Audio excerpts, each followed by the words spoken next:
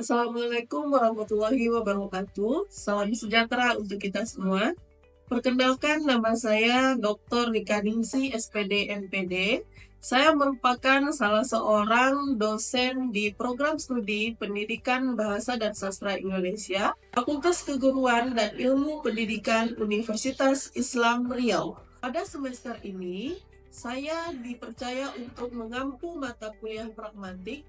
Mata kuliah pragmatik ini adalah mata kuliah wajib di program studi Pendidikan Bahasa dan Sastra Indonesia. Mata kuliah pragmatik ini berbobot 2 SKS dengan kode mata kuliah BI 62052, di mana mata kuliah ini mengkaji maksud satuan lingual secara eksternal yang dikaitkan dengan konteks di mana pertuturan itu dituturkan. Capaian pembelajaran pada mata kuliah pragmatik ini itu terdiri dari sikap, pengetahuan, keterampilan umum, dan keterampilan khusus. Secara umum, mata kuliah pragmatik ini dapat menginternalisasikan nilai, norma, etika akademik. Lalu di dalam mata kuliah ini, capaiannya juga adalah mahasiswa diharapkan mampu untuk menguasai teori-teori dasar dari kebahasaan, menguasai konsep-konsep dasar kebahasaan, dan mampu mengaplikasikan teori-teori kebahasaan di dalam kehidupan baik dari segi lisan maupun dari segi tulisan.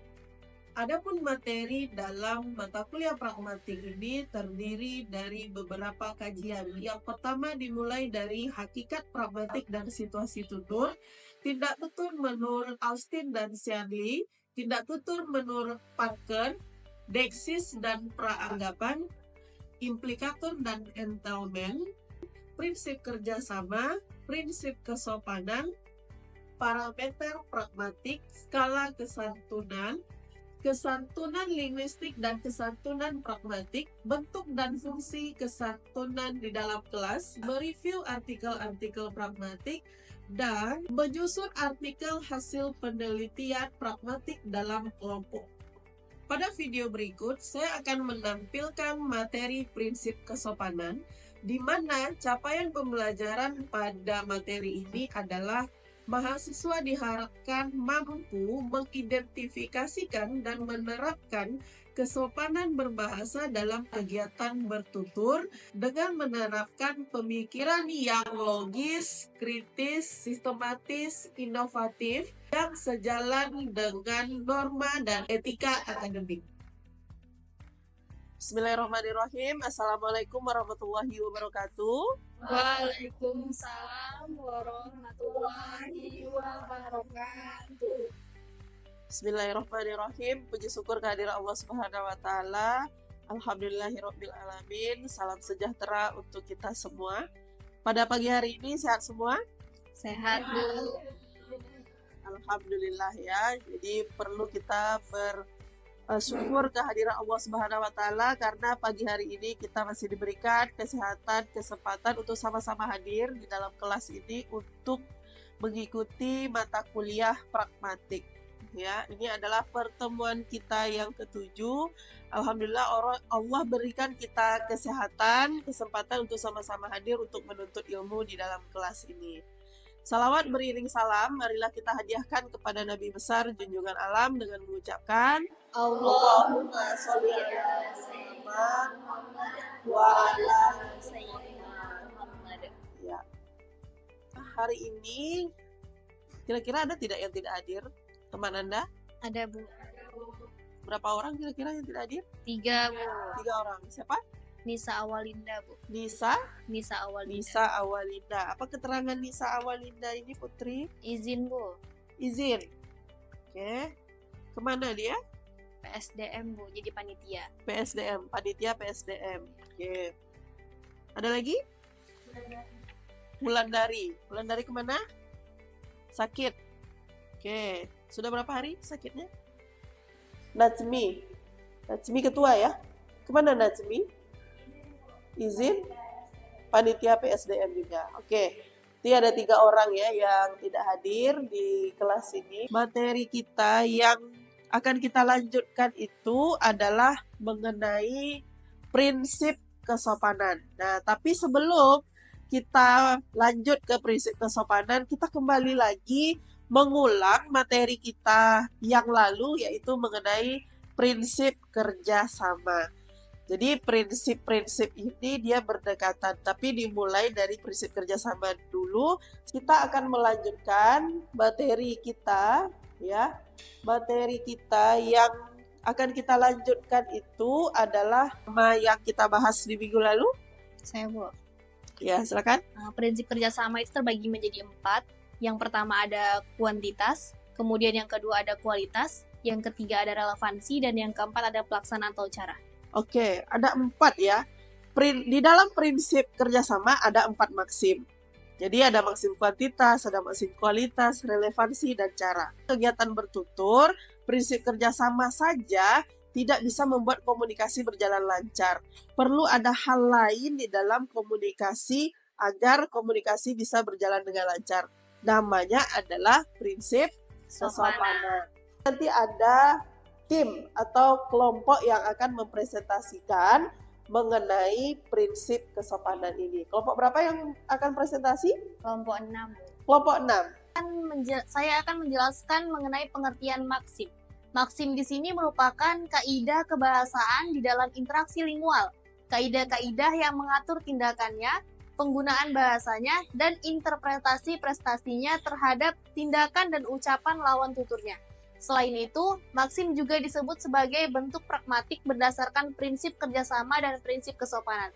Maksim-maksim tersebut menganjurkan agar kita mengungkapkan keyakinan-keyakinan dengan sopan dan menghindari ujaran yang tidak sopan. Yang santun. Di sini ada contohnya. Nah, maksim kebijaksanaan ini harus lebat. Terus, pelaksanaan maksim kebijaksanaan dapat dilihat pada contoh berikut ini.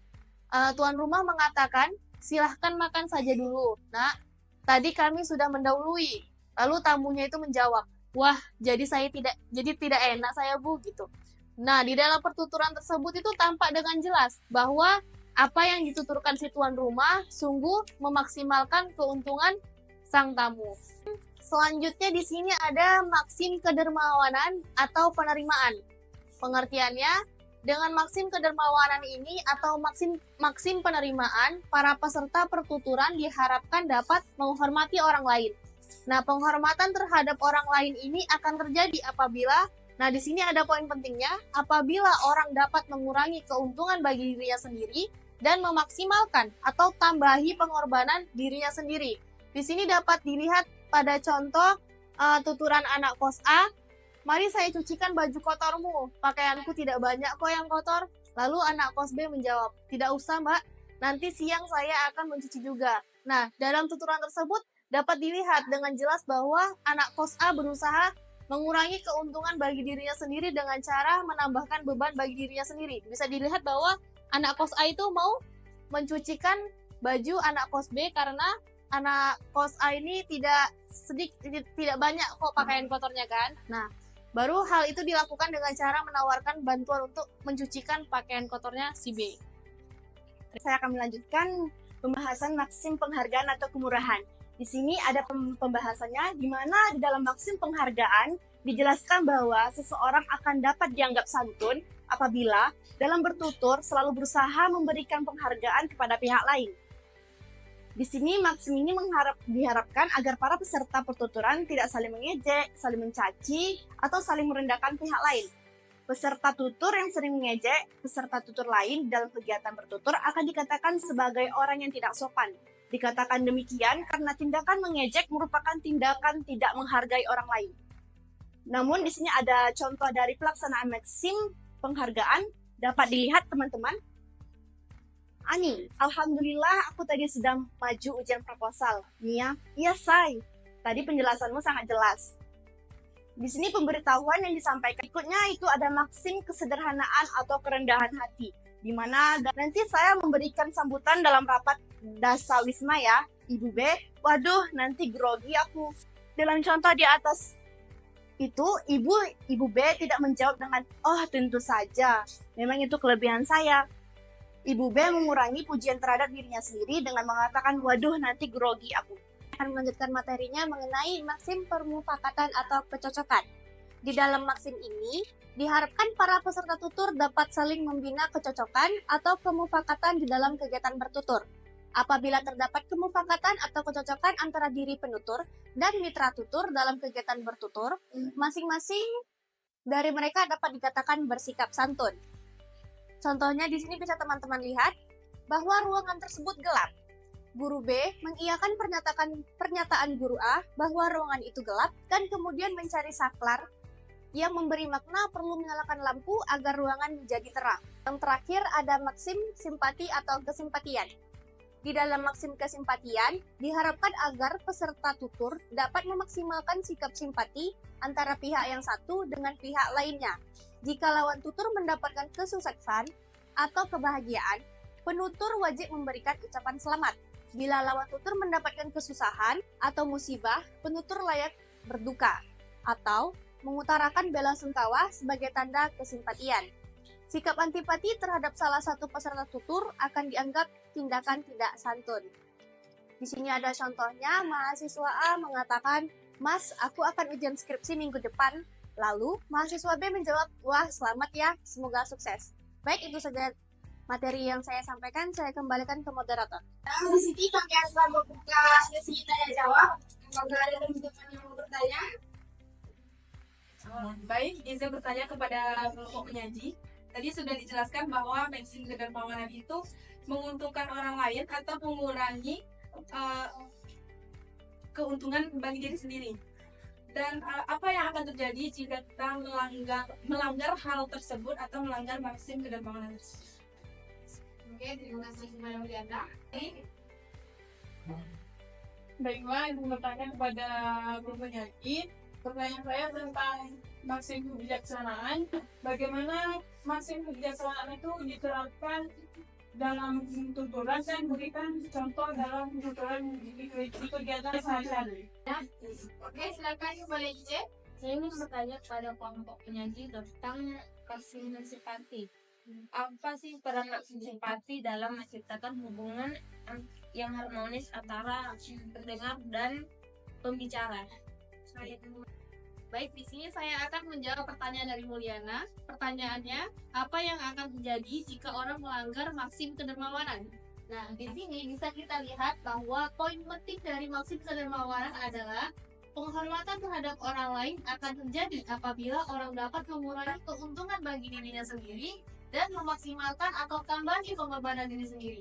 Nah, jika seseorang itu melanggar pernyataan tersebut, maka orang tersebut dikatakan tidak santun karena dia tidak berusaha untuk menerapkan prinsip dari maksim kedermawanan ini. Terima kasih. Baik, di sini saya akan menjawab pertanyaan dari Ice mengenai maksim simpati itu perannya sebagai apa.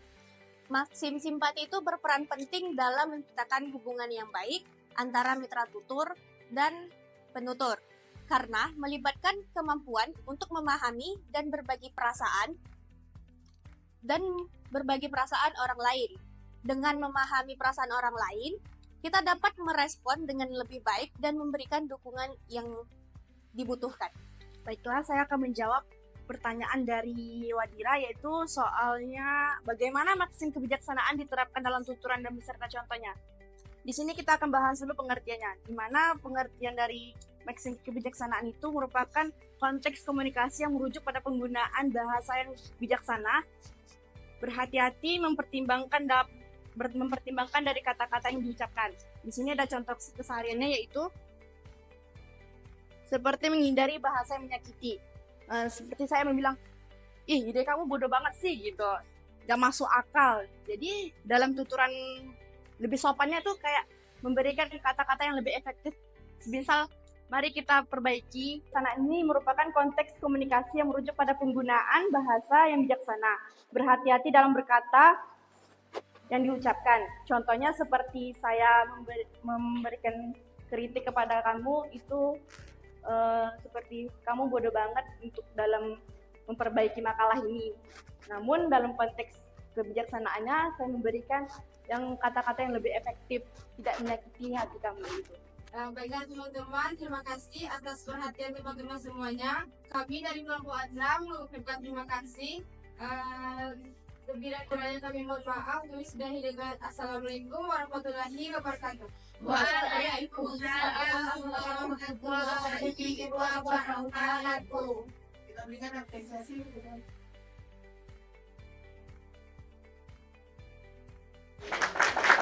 Baik, itu tadi adalah penjelasan dari kelompok 6 mengenai materi kita pada hari ini, yaitu prinsip kesopanan ya. Baik, setelah dijelaskan oleh teman Anda mengenai prinsip kesopanan ini, kira-kira Anda sudah mulai memahami apa itu prinsip kesopanan? Sudah. Ya. Jadi prinsip kesopanan ini adalah lanjutan dari prinsip kerjasama yang sudah saya sampaikan tadi. Di dalam prinsip kesopanan ini terdapat berapa maksim? 6. Bersama ada berapa maksim? 4. Boleh kita ulang kembali prinsip kesopanan itu apa saja? Maksim kebijaksanaan, Di dalam prinsip kesopanan terdapat 6 maksim. Yang pertama maksim kebijaksanaan, kedua, ketiga, keempat, kelima,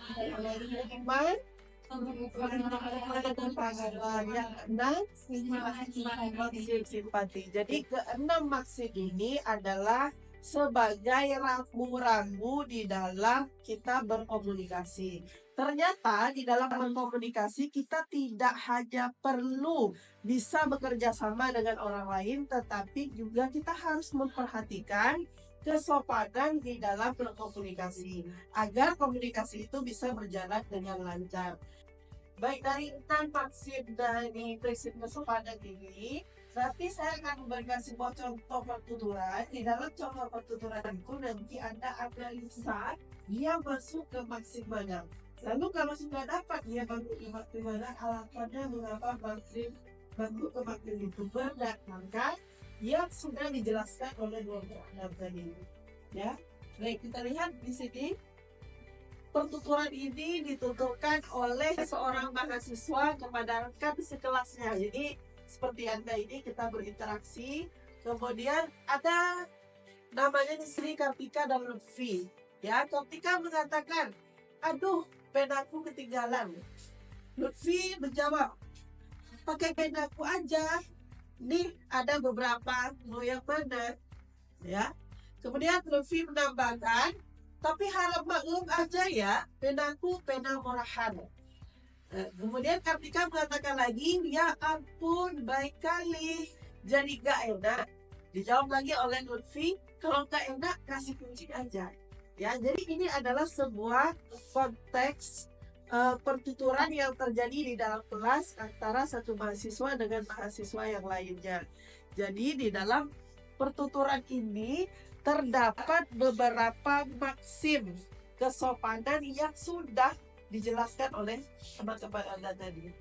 Lalu silakan Anda lihat bahwa di dalam contoh ini ada beberapa kata yang dicetak miring.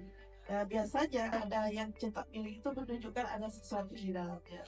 Berarti ada kemungkinan ada maksim-maksim di dalamnya.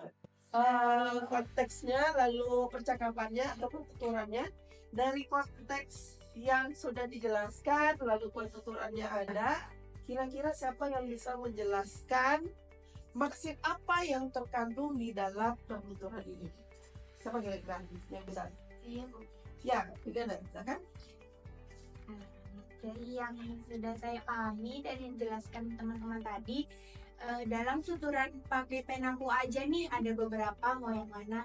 Di sini termasuk ke dalam maksim kedermawanan karena dia mau meminjamkan pena kepada temannya. Dan di sini tadi ada pengertian bahwa maksim ini menguntungkan orang lain dan merugikan dirinya sendiri. Oke, benar. Tepat sekali Juliana ya, yang Anda katakan bahwa di dalam pertuturan yang diungkapkan oleh Lutfi, pakai penaku aja nih, ada beberapa, atau yang mana? Nah, seperti yang sudah dijelaskan oleh kelompok 6 tadi, itu masuknya dalam maksim kedermawanan. Di dalam maksim kedermawanan ini menghendaki peserta tutur untuk merugikan dirinya sendiri. Ya, jadi itu adalah konsep dari maksim kedermawanan. Oke, itu yang pertama. Yang kedua, ya silakan. Dari contoh yang kedua itu, tapi harap maklum aja ya, penaku pena murahan. Ini termasuk dalam maksim kesederhanaan atau kerendahan hati. Karena seorang tutur dengan cara mengurangi pujian terhadap dirinya, yaitu pena murahan gitu. Dia mengasih pinjam kepada si Kartika gitu. Ya, Ruri, maksudnya dalam maksim Kesederhanaan atau kerendahan hati. maksim kesederhanaan atau kedermawanan. Ya, atau kerendahan hati. Di dalam maksim kesederhanaan ini, si penutur menghendaki dirinya merendah, bukan meninggi ya. Misalnya kalau meninggi bagaimana contohnya kira-kira? Ini ada apa? Aku ada pena mahal, harganya ratusan ribu gitu misalnya ya. Dipakai aja, itu namanya meninggi atau tidak rendah hati ya. Jadi konsep dari rendah hati itu adalah kita merendahkan diri kita sendiri lewat pertuturan. Tapi harap maklum saja ya, dia sudah dermawan tadi ya, lalu dilanjutkan tapi harap maklum ya, pena murahan. Nah, itu dikatakan adalah kesantunan yang berkaitan dengan maksim kesederhanaan atau kerendahan hati. Berarti satu orang ya bisa saja dia di dalam pertuturannya ada dua maksim di dalamnya. Contohnya Lutfi ini. Yang pertama ada maksim kedermawanan, yang kedua ada maksim kerendahan hati. Oke, terima kasih Ruri. Selanjutnya yang ketiga ada cetak miring lagi di sana ya, yaitu ya ampun baik kali. Itu koma, berarti itu adalah satu topik ya. Beralih topik dia jadi nggak enak. Mungkin siapa yang bisa menganalisa ini? Ya, silakan. Baik, tuturan Kartika itu, ya ampun baik kali, jadi nggak enak. Tuturan Kartika ini termasuk dalam maksim penghargaan karena dia memberikan pujian kepada Lutfi yang sudah meminjamkan penanya. Di dalam maksim penghargaan itu kan diharapkan santun apabila dia memberikan pujian kepada mitra tutur. Oke, baik, terima kasih Messi. Benar juga yang disampaikan oleh Messi tadi ya, bahwa di dalam pertuturan Kartika yang ada cetak miring, coba Anda lihat baik kali, kan memuji ya. Jadi setelah dia dipinjamkan pena oleh Kartika, Lutfi memberikan pujian kepada Kartika. Pujiannya itu melalui tuturan ya ampun baik kali. Nah, di dalam maksim apa Putri namanya ini? Maksim Penghargaan atau maksim pujian. Di sana dihendaki peserta tutur ataupun penutur memberikan pujian sebanyak-banyaknya kepada orang lain. Ya, jadi kalau kita memuji orang lain itu kita dikatakan santun, bukan dikatakan peres ya. Kecuali kalau misalnya yang tidak seharusnya dipuji itu ya namanya ya. Itu arahnya ke implikator. Jangan memuji itu karena ada maksud di baliknya. Dari pertuturan Kartika, ya ampun baik kali, itu mengungkapkan adanya pujian dari Kartika kepada Lutfi yang telah memberikan bantuan kepada Kartika.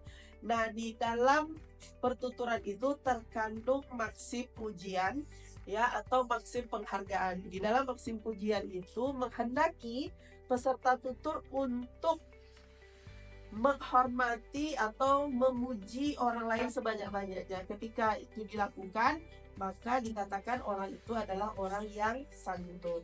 Baik, kita lanjutkan lagi contoh yang keempat ya. Sini Anda bisa lihat di dalam PowerPoint ini Lutfi menyambung apa yang disampaikan oleh Kartika.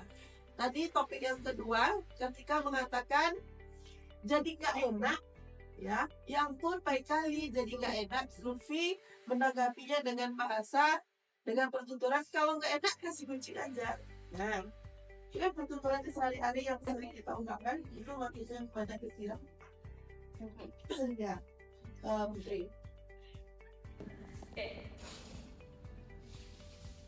Di dalam tuturan Lutfi, kalau nggak enak kasih kucing aja. Nah di situ tuh masuk ke dalam maksim kecocokan. Namun dia itu di bagian yang tidak santun. Karena di sini tuh sudah tertulis bahwa maksim kecocokan itu diharapkan para peserta tutur dapat saling membina kecocokan antara penutur dan lawan tuturnya.